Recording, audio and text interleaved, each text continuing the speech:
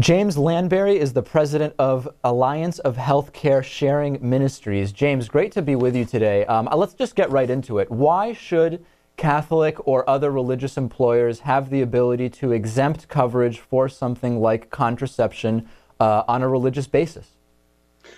Well, every American should have the liberty to decide exactly what they want to cover with their health insurance policy as an employer. I think that we're irrespective of individual religious freedoms.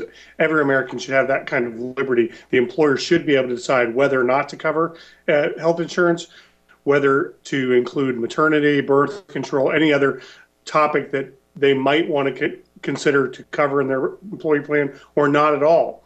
And so when you extend that into then just from general liberty into religious liberty, every American also ought to have the freedom to be able to exclude from their insurance policy anything they find morally objectionable. I mean, this is historically goes back to the Hyde Amendment for Medicaid funding that has occurred every single time Congress appropriates money for Medicaid. The Hyde Amendment has been included in that under the principle that Americans shouldn't be forced to pay for abortion with their taxpayer dollars. Okay, but now you're talking about abortion. I'm talking about simply contraception. Sure, but the principle is still the same when it comes to contraception. The reason that Americans shouldn't be forced to pay for abortion is because a significant portion of Americans find abortion to be morally objectionable.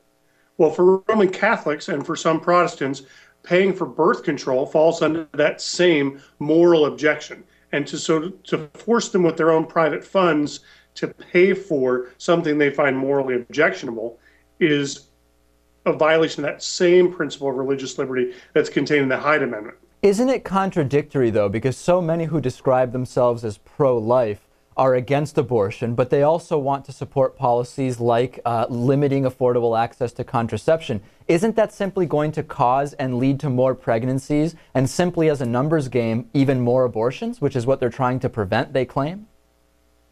Well, it may cause more pregnancies. The issue is whether or not access to contraception is actually being limited. And so if we're going to argue from a principle that not covering it with $0 in copay on an insurance policy for employees limits access to birth control, I think that's a ludicrous argument. You know, women who want access to birth control have found access to it over the years.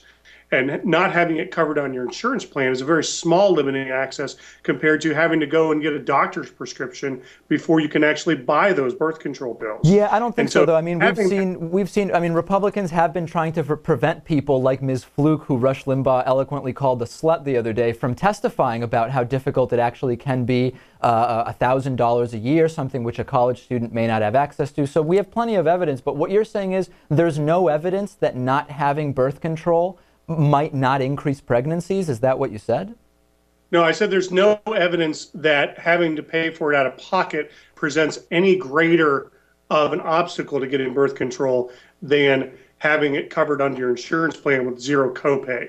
Because as soon as you cover that insurance under your insurance, that birth control with zero copay, all that does is move the cost from one to pool of money to another pool of money, and either the employer is going to have to pay for that, which is going to end up with lower wages for the employee, or the employee is going to have to pay for that through their insurance premium somewhere. No, I don't buy that argument. You know why I don't buy that argument? Because we're talking, look at all the suite of things which are covered by health insurance. You're talking people are going to net downwardly adjust the wages based on the addition of birth control coverage when you're talking about someone. That's not really a good argument, I don't think. I don't think anybody buys that.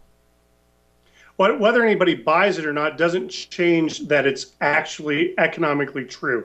Whether the wages actually get adjusted downward or whether they just move upward with more slowness doesn't change anything. The employer can still, the cost of employing an individual is still the same whether or not they pay it out all in wages, whether it's part of an insurance package, whether it's part of taxes that are associated with that. The cost of an employee and an individual is still the same, and the market is going to adjust those wages plus benefits into a comfortable position over time, no matter what we force the employer to pay for. Sure, and it's certainly the thing that will economic. The thing that will drive it way up is when they have to start covering all of the pregnancies, which will result from not having access to birth control. But let me go into another angle here. For example, actually, that's not true.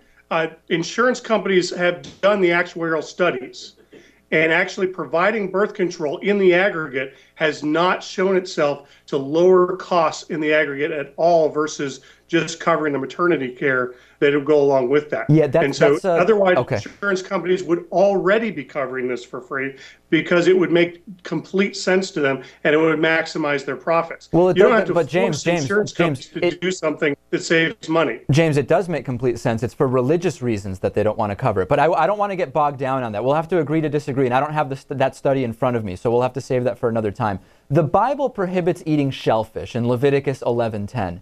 If an employer wanted to not provide coverage for an allergic reaction resulting from eating shellfish, that's in the Bible, would that be okay? Would that be acceptable to cherry pick that and say, no coverage, we let them die unless they can fork over the entire emergency room bill?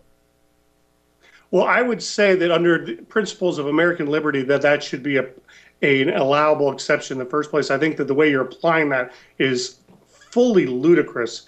You know, How saying so? that emergency room coverage for not eating shellfish is completely different than issues related to birth control and religious liberty. How is it different? How is it different, though? Well, the difference is that for Roman Catholics, they believe that a birth control pill is actually an abortifacient drug. They believe that it's actually that plus the Plan B emergency contraception. And is why actually, is that wrong? Why is what wrong? Why does that make it something they don't want to cover? Because their religion tells them so, right? That's correct. The same way as you shouldn't be eating shellfish, and anything that results from shellfish you shouldn't be doing.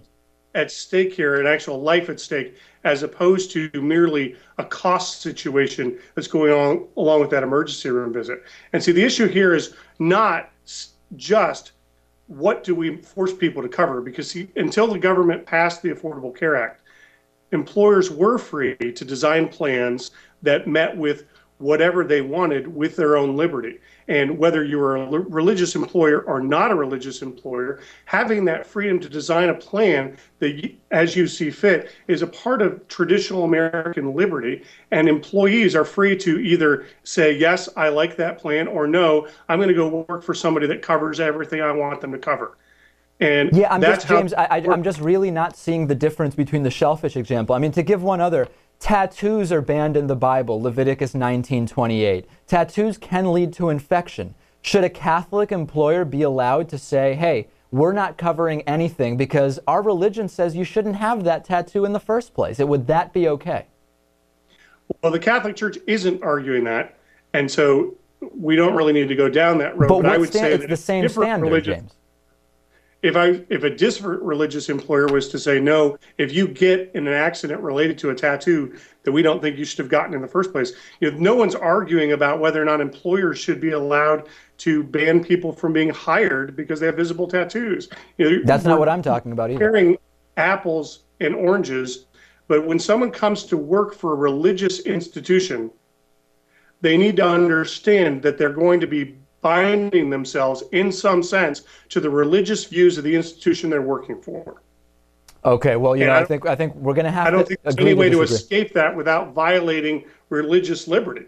Yeah, no, we're going to have to agree to disagree. It's an interesting conversation. I don't really see the difference between the birth control, the shellfish, and the tattoos. I have to say, you do. We'll have to agree to disagree. James Lansberry is president of the Alliance of Healthcare Sharing Ministries.